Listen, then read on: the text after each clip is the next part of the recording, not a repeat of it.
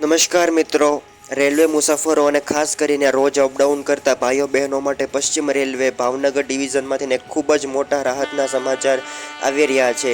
Railway પ્રશાસન દ્વારા ટ્રેનોના ભાડામાં 20% સુધીનો મોટો ઘટાડો કરવાનો નિર્ણય લેવામાં આવ્યો છે.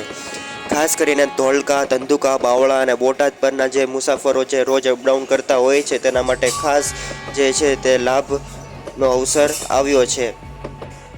છેલ્લા 3 વર્ષથી જે સ્પેશિયલ ટ્રેનોના નામે વધારાનું ભાડું વસૂલવામાં આવતું હતું તે હવે તેની અંદર 20% સુધીનો સુધારો કરવામાં આવ્યો છે. મતલબ કે હવે તેને દૈનિક પેસેન્જર ટ્રેન તરીકે ચલાવવામાં આવશે, નહીં કે પેસેન્જર ટ્રેન તરીકે.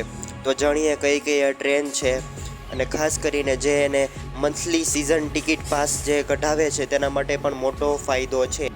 ભાવનગરથી ગાંધીગ્રામ જવાવાળી અને ગાંધીગ્રામથી ભાવનગર આવવાવાળી જે ટ્રેનો છે તેની અંદર 20%નો મોટો ઘટાડો થયો છે.